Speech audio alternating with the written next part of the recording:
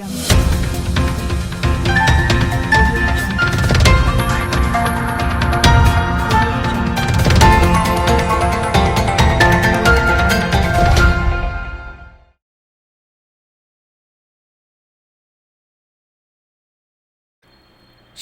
BJP ಕಚೇರಿಯಲ್ಲಿ ಉತ್ತರ ಕನ್ನಡ ಲೋಕಸಭಾ ಚುನಾವಣೆಯ ಅವಲೋಕನ ಸಭೆ. ಉತ್ತರ ಕನ್ನಡ ಲೋಕಸಭಾ ಚುನಾವಣೆಯ ಶಿರಸಿ ನಗರ ಹಾಗೂ ಗ್ರಾಮೀಣ ಮಂಡಲದ ಅವಲೋಕನ ಸಭೆ ಇಂದು ಶಿರಸಿಯ ಪಂಡಿತ ದೀನದಯಾಳ ಸಭಾಭವನದಲ್ಲಿ ಲೋಕಸಭಾ ಅಭ್ಯರ್ಥಿ ವಿಶ್ವೇಶ್ವರ ಹೆಗಡೆ ಕಾಗೇರಿ ಅವರ ನೇತೃತ್ವದಲ್ಲಿ ನಡೆಯಿತು. ಈ ವೇಳೆ ಕಾಗೇರಿಯವರು ಶಿರಸಿ ನಗರ ಹಾಗೂ ಗ್ರಾಮೀಣ ಮಂಡಲದ ಕಾರ್ಯಕರ್ತರನ್ನು ಉದ್ದೇಶಿಸಿ ಮಾತನಾಡಿ, ನಾವು ಈ ಬಾರಿ ಬಿಜೆಪಿಗೆ ಮತ ಚಲಾಯಿಸಿ ಮೋದಿಯವರ ಕನಸಿನ 2047ರ ವಿಕಸಿತ ಭಾರತ ಕಟ್ಟಲು ಅಳಿಲು ಸೇವೆ ಮಾಡಿದಂತಾಗಿದೆ ಎಂದು ಹೇಳಿ ಚುನಾವಣೆಯಲ್ಲಿ ಕಾರ್ಯನಿರ್ವಹಿಸಿದ ಕಾರ್ಯಕರ್ತರನ್ನು ಅಭಿನಂದಿಸಿದರು ಮತ್ತು ಶಕ್ತಿ ಕೇಂದ್ರದ ಹಾಗೂ ಮಹಾಶಕ್ತಿ ಕೇಂದ್ರದ ಅಧ್ಯಕ್ಷರ ಬಳಿ ಚುನಾವಣೆಯ ಬಗ್ಗೆ ಅವಲೋಕನ ಮಾಡಿ ಮಾಹಿತಿ ಪಡೆದುಕೊಂಡರು. ಈ ವೇಳೆ ಜಿಲ್ಲಾ ಉಪಾಧ್ಯಕ್ಷ ಅಶೋಕ್ ಛಲವಾದಿ, ಪ್ರಧಾನ ಕಾರ್ಯದರ್ಶಿ ಗುರುಪ್ರಸಾದ್ ಹೆಗಡೆ, ಶಿರಸಿ ಸಿದ್ದಾಪುರ ಚುನಾವಣೆಯ ಸಂಚಾಲಕ ಆರ್.ಡಿ. ಹೆಗಡೆ, ಶಿರಸಿ ನಗರ ಮಂಡಲ ಅಧ್ಯಕ್ಷ ಆನಂದ ಸಾಲೇರ್, ಗ್ರಾಮೀಣ ಮಂಡಲ ಅಧ್ಯಕ್ಷೆ ಉಷಾ ಹೆಗಡೆ, ಜಿಲ್ಲಾ ಕಾರ್ಯದರ್ಶಿ ಶರ್ಮಿಳಾ ಮಾದನಗೇರಿ, ಜಿಲ್ಲಾ ಕೋಶಾಧ್ಯಕ್ಷ ರಮಾಕಾಂತ್ ಭಟ್, ಯುವ ಮೋರ್ಚಾ ಜಿಲ್ಲಾಧ್ಯಕ್ಷ ಪ್ರೇಮಕುಮಾರ್ ನಾಯ್ಕ್, ರೈತ ಮೋರ್ಚಾ ಜಿಲ್ಲಾಧ್ಯಕ್ಷ ರಮೇಶ್ ನಾಯ್ಕ್ ಹಾಗೂ ಶಕ್ತಿ ಕೇಂದ್ರದ ಮಹಾಶಕ್ತಿ ಕೇಂದ್ರದ ಅಧ್ಯಕ್ಷರು, ಬೂತ್ ಅಧ್ಯಕ್ಷರು, ಮಹಾಶಕ್ತಿ ಕೇಂದ್ರದ ಪ್ರಭಾರಿಗಳು, ಕಾರ್ಯಕರ್ತರು ಉಪಸ್ಥಿತರಿದ್ದರು. ನಮ್ಮ ಜವಾಬ್ದಾರಿ ಜಾಸ್ತಿ ಇದೆ. ಪ್ರತಿಪಕ್ಷವಾಗಿ ಮುಂದಿನ ದಿನದ ಸವಾಲನ್ನ ಎದುರಿಸುವ ಜವಾಬ್ದಾರಿ ದೊಡ್ಡದಿದೆ. ಹಾಗಾಗಿ ಭಾರತೀಯ ಜನತಾ ಪಾರ್ಟಿಯ ಕಾರ್ಯಕರ್ತರು ಎಲ್ಲ ಹಂತದಲ್ಲೂ ಇದಕ್ಕೆ ಸಿದ್ಧರಾಗಬೇಕು ಅನ್ನುವಂಥ ಮಾತನ್ನು ನಾನು ಈ ಸಂದರ್ಭದಲ್ಲಿ ಹೇಳ್ತೇನೆ. ಒಂದು ವೇಳೆ ಕೊನೆಯಲ್ಲಿ ನರೇಂದ್ರ ಮೋದಿಜಿಯವರು ಪ್ರಧಾನಿ ಆಗೋದು ನಿಶ್ಚಿತ ಇದೆ. ನಾವು ಈ ಕ್ಷೇತ್ರದಲ್ಲಿ ನೀವು ನನ್ನನ್ನು ಗೆಲ್ಲಿಸೋದು ನಿಶ್ಚಿತ ಇದೆ. ನಾವು 400ಕ್ಕಿಂತ ಹೆಚ್ಚು ಸ್ಥಾನ ಗೆದ್ದು 3ನೇ ಬಾರಿಗೆ ನಮ್ಮ ನರೇಂದ್ರ ಮೋದಿಜಿಯವರು ಪ್ರಧಾನಿಯಾಗಿ ವಿಕಸಿತ ಭಾರತದಲ್ಲಿ ಮುನ್ನಡೀತಾ 2047ಕ್ಕೆ ಅಭಿವೃದ್ಧಿಯ ಹೊಂದಿದ ಭಾರತ ಆಗೋದಕ್ಕೆ ನಾವು ಈ ಚುನಾವಣೆಯಲ್ಲಿ ನಮ್ಮ ಪಕ್ಷದ ಜವಾಬ್ದಾರಿಗಳಿಂದ ನಾವು ಒಂದು ಅಳಿಲು ಸೇವೆ ಮಾಡಿದ್ದೇವೆ ಎನ್ನುವಂತಹ ಒಂದು ಭಾವನೆಯನ್ನು ನಮ್ಮಲ್ಲಿ ಬಲಗೊಳಿಸಿಕೊಳ್ಬೇಕು. ನಾವು ಆ ದುಷ್ಟಶಕ್ತಿಗಳ ಸಂಹಾರಕ್ಕೆ ಲಕ್ಷ್ಮಣರು ಸೇತುವೆಯನ್ನು ಕಟ್ಟುವಾಗ ಆ ಅಳಿಲು ತನ್ನ ಸೇವೆಯನ್ನು ಸಲ್ಲಿಸಿರೋದು ನಮ್ಗೆ ಗೊತ್ತಿದೆ. ಇವತ್ತು ಭಾರತೀಯ ಜನತಾ ಪಾರ್ಟಿ ದುಷ್ಟಶಕ್ತಿಗಳ ಕಾಂಗ್ರೆಸ್ನಂತವರ ವಿಚಾರಧಾರೆಯನ್ನ ನಾವು ಅದನ್ನು ಸಂವರಿಸಿ ಈ ದೇಶಕ್ಕೆ, ಧರ್ಮಕ್ಕೆ ಒಳ್ಳೆಯದಾಗುವಂತಹ ನಮ್ಮ ಈ ರಾಷ್ಟ್ರೀಯ ಏಕತೆ, ಅಖಂಡತೆ, ಸಮಗ್ರತೆಗೆ ರಕ್ಷಣೆ ಸಿಗುವಂಥ ಕೆಲಸವನ್ನು ಭಾರತೀಯ ಜನತಾ ಪಾರ್ಟಿ ಏನು ಮಾಡ್ತಾ ಇದೆಯೋ ಈ ಕೆಲಸಕ್ಕೆ ನರೇಂದ್ರ ಮೋದಿಜಿಯವರು 3ನೇ ಬಾರಿಗೆ ಪ್ರಧಾನಿ ಆಗೋದಕ್ಕೆ ನಾವು ನಮ್ಮ ಅಳಿಲು ಸೇವೆಯನ್ನು ಚುನಾವಣೆಯಲ್ಲೂ ಮಾಡಿದ್ದೇವೆ, ನಮ್ಮ ಪಕ್ಷದ ಜವಾಬ್ದಾರಿಯನ್ನು ನಾವು ಮಾಡ್ತಿದ್ದೇವೆ ಅನ್ನುವಂತಹ ತೃಪ್ತಿಯನ್ನು ನಾವು ಹೊಂದಬೇಕು.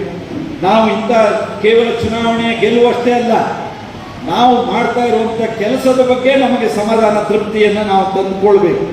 ಯಾಕೆಂದರೆ 2047ಕ್ಕೆ ಭಾರತ ಅಭಿವೃದ್ಧಿಯ ಹೊಂದಿದ ದೇಶದ ಸಾಲಿನಲ್ಲಿದ್ದು ಜಗತ್ತಿಗೆ ಗುರುವಾಗಿ ಮಾರ್ಗದರ್ಶನ ಮಾಡೋ ನೇತೃತ್ವವನ್ನು ವಹಿಸ್ತಾ ಇದೆ. ಟಿಎಸ್ಎಸ್ ಸದಸ್ಯರಿಗೆ ಹಾಗೂ ಗ್ರಾಹಕರಿಗೆ ಸುಲಲಿತವಾಗಿ ವ್ಯವಹಾರಕ್ಕೆ ಆಗ್ರಹಿಸಿ ಸಂಸ್ಥೆಯ ಆಡಳಿತಾಧಿಕಾರಿಗೆ ಮನವಿ. ಶಿರಸಿ ಟಿಎಸ್ಎಸ್ ಸಂಸ್ಥೆಯ ನೂತನ ಆಡಳಿತ ಮಂಡಳಿಯನ್ನು ಸಹಕಾರ ಸಂಘಗಳ ಉಪನಿಬಂಧಕ ಎಸ್.ಜಿ. ಮಂಜುನಾಥ್ ಸಿಂಗ್ ಚುನಾವಣಾ ಫಲಿತಾಂಶವನ್ನು ರದ್ದುಪಡಿಸಿ ಆಡಳಿತಾಧಿಕಾರಿಯನ್ನು ನೇಮಿಸಿದ್ದಾರೆ.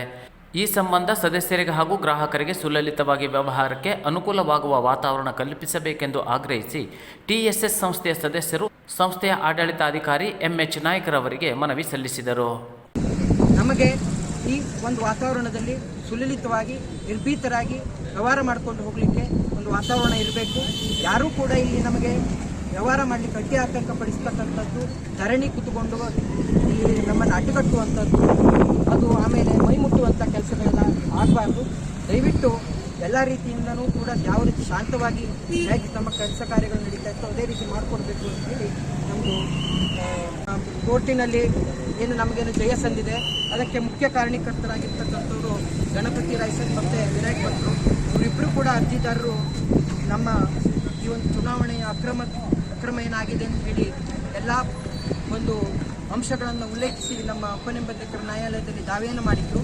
ಅದನ್ನು ಪುರಸ್ಕರಿಸಿ 24ರಂದು ನಮಗೆ ಉಪನಿಬಂಧಕರು ನ್ಯಾಯವನ್ನು ದೊರಕಿಸಿಕೊಟ್ಟಿದ್ದಾರೆ. ಆ ಹಂತದಲ್ಲಿ ನಮ್ಮ ಶಾಂತಾರಾಮ್ ಹೆಗಡೆಯವರು ಮತ್ತು ಕಡವೆಯವರ ಒಂದು ಮಾರ್ಗದರ್ಶನದಲ್ಲಿ ನಡೀತಿದ್ದೆ ವಿನಃ ಯಾವುದೇ ರೀತಿ ನಮ್ಮಷ್ಟಕ್ಕೆ ನಾವು ಮಾಡಿದಂಥ ಒಂದು ವ್ಯವಹಾರಗಳು ಯಾವುದೂ ಇಲ್ಲ.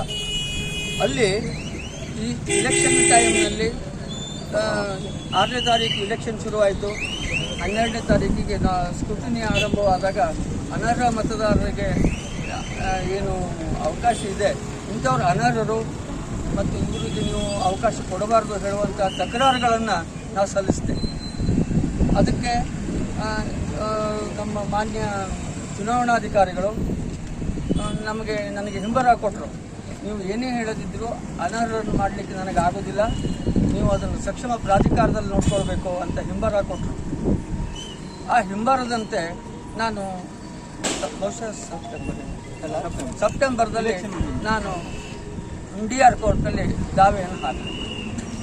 ದಾವೆಯನ್ನು ಹಾಕಿ ಬಹುಶಃ ಮೊನ್ನೆ 24ನೇ ತಾರೀಕಿಗೆ ಅದನ್ನು ಆದೇಶ ಮಾಡಿತು ಯಾರು DR ಅವರು.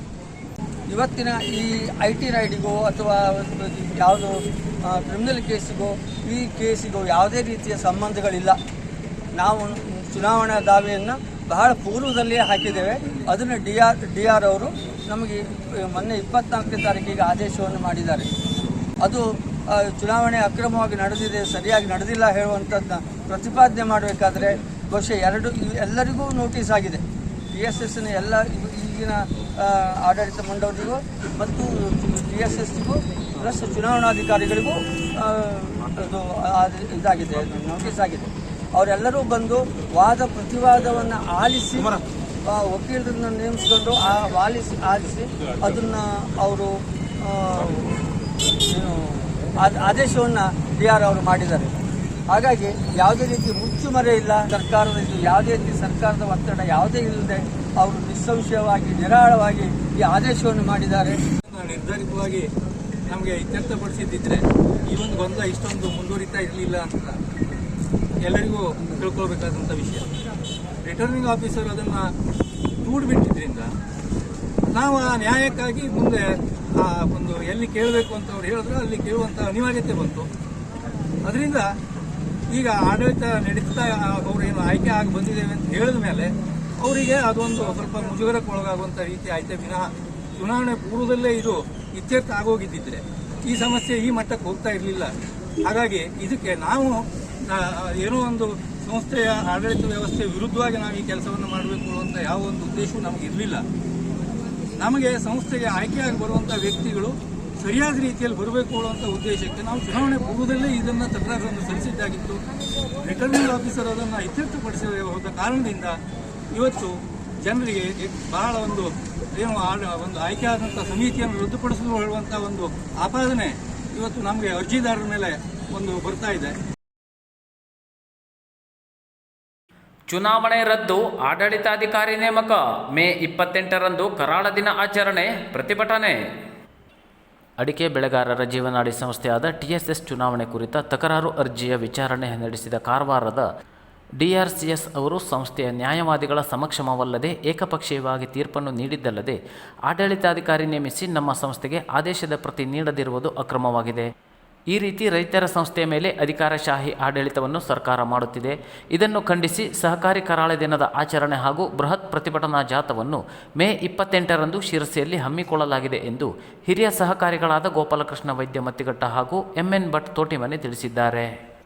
ಈ ಕುರಿತು ಜಂಟಿ ಪತ್ರಿಕಾ ಪ್ರಕಟಣೆ ನೀಡಿದ ಅವರು, ಕಳೆದ 2023 ಆಗಸ್ಟ್ ತಿಂಗಳಲ್ಲಿ ಶಿರಸಿಯ TSSನ ಆಡಳಿತ ಚುನಾವಣೆ ನಡೆದು 15 ಜನ ಸದಸ್ಯರು ಆಯ್ಕೆಯಾಗಿ ಆಡಳಿತ ವಹಿಸಿಕೊಂಡು ನಾನು ಅಧ್ಯಕ್ಷನಾಗಿಯೂ MN ಭಟ್ ಉಪಾಧ್ಯಕ್ಷರಾಗಿಯೂ ಆಡಳಿತವನ್ನು ನಡೆಸಿಕೊಂಡು ಬರುತ್ತಿದ್ದೆವು.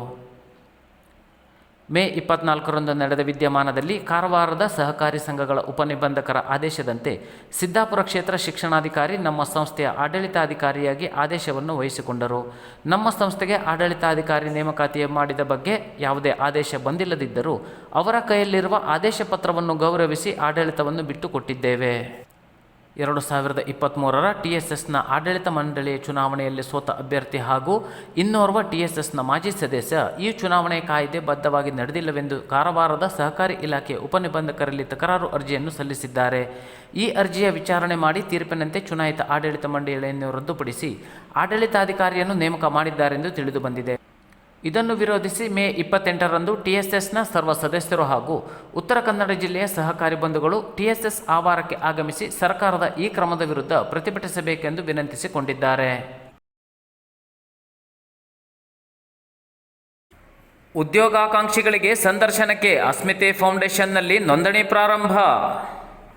ಶಿರಸಿಯ ಅಸ್ಮಿತೆ ಫೌಂಡೇಶನ್ ಸಂಸ್ಥೆಯು ಉತ್ತರ ಕನ್ನಡ ಜಿಲ್ಲೆಯಲ್ಲಿನ ಉದ್ಯೋಗಾಕಾಂಕ್ಷಿ ಯುವಕ ಯುವತಿಯರಿಗೆ ಅವರ ವಿದ್ಯಾರ್ಹತೆಗೆ ತಕ್ಕಂತೆ ವಿವಿಧ ಕಂಪನಿಗಳಲ್ಲಿ ಲಭ್ಯವಿರುವ ಹುದ್ದೆಗಳಿಗೆ ಶಿರಸಿಯಲ್ಲಿ ಆನ್ಲೈನ್ ಮೂಲಕ ನೇರ ಸಂದರ್ಶನವನ್ನು ಏರ್ಪಡಿಸಿ ಅಭ್ಯರ್ಥಿಗಳು ಅವರ ಸಾಮರ್ಥ್ಯ ಹಾಗೂ ಅಭಿರುಚಿಗೆ ಹೊಂದುವ ಉದ್ಯೋಗವನ್ನು ಪಡೆಯುವಲ್ಲಿ ಸಹಕರಿಸುವ ಕಾರ್ಯಕ್ರಮ ಪ್ರಾರಂಭಿಸಿದೆ.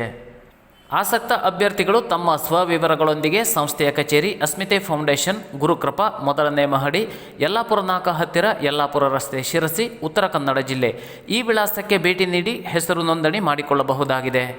ನೋಂದಾಯಿತ ಅಭ್ಯರ್ಥಿಗಳಿಗೆ ಸಿದ್ಧಪಡಿಸುವ ವೇಳಾಪಟ್ಟಿಯಂತೆ ಕಂಪನಿಗಳೊಂದಿಗೆ ನೇರ ಆನ್ಲೈನ್ ಸಂದರ್ಶನಕ್ಕೆ ವ್ಯವಸ್ಥೆ ಮಾಡಿಕೊಡಲಾಗುತ್ತದೆ. ಆದ್ದರಿಂದ ಆಸಕ್ತ ಹಾಗೂ ಉದ್ಯೋಗಾಕಾಂಕ್ಷಿಗಳು ತಮ್ಮ ಸ್ವವಿವರದೊಂದಿಗೆ ಹೆಸರು ನೋಂದಣಿ ಮಾಡಿಕೊಳ್ಳುವಂತೆ ಅಸ್ಮಿತೆ ಫೌಂಡೇಶನ್ನ ನಿರ್ದೇಶಕ ರಿಯಾಜ್ ತಿಳಿಸಿದ್ದಾರೆ. ಹೆಚ್ಚಿನ ಮಾಹಿತಿಗಾಗಿ ದೂರವಾಣಿ ಸಂಖ್ಯೆ 6361657873 ಅಥವಾ 08384451823ಗೆ ಸಂಪರ್ಕಿಸಬಹುದಾಗಿದೆ. TSSಗೆ ಪೊಲೀಸ್ ಕಾವಲು, ರೈತರಲ್ಲಿ ಮೂಡಿದ ಕುತೂಹಲಭರಿತ ಪ್ರಶ್ನೆ. ರೈತರ ಜೀವನಾಡಿ ಸಂಸ್ಥೆಗೆ ಆಡಳಿತಾಧಿಕಾರಿ ನೇಮಕವಾದ ಬಳಿಕ ಪೊಲೀಸ್ ಭದ್ರತೆ ಒದಗಿಸಿರುವುದು ಕಂಡುಬಂದಿದ್ದು ಸೋಜಿಗವನ್ನುಂಟು ಮಾಡಿದೆ. ರೈತರು ತಮ್ಮದೇ ಸಂಸ್ಥೆಗೆ ತಾವೇ ಹಾನಿ ಮಾಡುತ್ತಾರೆಂಬ ತಿಳಿಗೇಡಿತನವೇ ಅಥವಾ ಆಡಳಿತಾಧಿಕಾರಿ ಮೇಲೆ ಎರಗುವಷ್ಟು ಅನಾಗರಿಕರು ಎಂದು ಭಾವಿಸಲಾಗಿದೆಯೇ ಎಂಬ ಪ್ರಶ್ನೆ ಎದ್ದಿದೆ. ಹಾಲಿ ಆಡಳಿತ ಮಂಡಳಿಯನ್ನು ಆಯ್ಕೆ ಮಾಡಿದ ಚುನಾವಣೆಯೇ ಅಸಿಂಧು ಎಂದು ಜಿಲ್ಲಾ ಸಹಕಾರಿ ಸಹಾಯಕ ನಿಬಂಧಕರು TSSಗೆ ಆಡಳಿತಾಧಿಕಾರಿ ನೇಮಕ ಮಾಡಿದ್ದಾರೆ. ಶಿಕ್ಷಣ ಇಲಾಖೆಯ ಅಧಿಕಾರಿಯನ್ನು ನೇಮಿಸುವ ಪೂರ್ವದಲ್ಲಿ ಅವರಿಗೆ ಸಹಕಾರಿ ಸಂಘಗಳ ಆಡಳಿತದ ಬಗ್ಗೆ ಅನುಭವ ಇದೆಯೇ ಎಂಬುದನ್ನು ಮನಗೊಂಡು ಜಿಲ್ಲಾ ಸಹಕಾರಿ ಇಲಾಖೆಯ ನಿಬಂಧಕರು ಆದೇಶದಲ್ಲಿ ಉಲ್ಲೇಖಿಸಬೇಕಿತ್ತು. ಇದನ್ನು ತೀರ್ಪಿನಲ್ಲಿ ಉಲ್ಲೇಖಿಸದೆ ಏಕಾಏಕಿ ಆಡಳಿತಾಧಿಕಾರಿ ನೇಮಕ ಮಾಡಿರುವ ಬಗ್ಗೆ ಅಡಿಕೆ ಬೆಳೆಗಾರರು ವ್ಯಾಪಕ ವಿರೋಧ ವ್ಯಕ್ತಪಡಿಸುತ್ತಿದ್ದಾರೆ. ರೈತರು TSSಗೆ ಆಗಮಿಸಿ ತಮ್ಮ ನಿತ್ಯದ ವ್ಯವಹಾರ ನಡೆಸಿಕೊಂಡು ಅಡಿಕೆ ದರದ ಮಾಹಿತಿ ಪಡೆದು ಮನೆಗೆ ತೆರಳುತ್ತಿದ್ದರು. ಆಡಳಿತಾಧಿಕಾರಿ ನೇಮಕ ಮಾಡಿ ಅವರಿಗೆ ಪೊಲೀಸ್ ಭದ್ರತೆ ಒದಗಿಸಿ ಕಾಗದ ಪತ್ರಗಳನ್ನು ನಾಶಪಡಿಸುವ ಹುನ್ನಾರ ನಡೆಯುತ್ತಿದೆಯೇ? ಯಾರಾದರೂ ರೈತರು ಅದನ್ನು ಪ್ರಶ್ನಿಸಲು ಮುಂದಾದರೆ ಅವರನ್ನು ಬೆದರಿಸಿ ಕಳಿಸಲು ಈ ಪೊಲೀಸ್ ಕಾವಲೆ ಎಂಬ ಪ್ರಶ್ನೆ ಅನೇಕ ರೈತರದ್ದಾಗಿದೆ.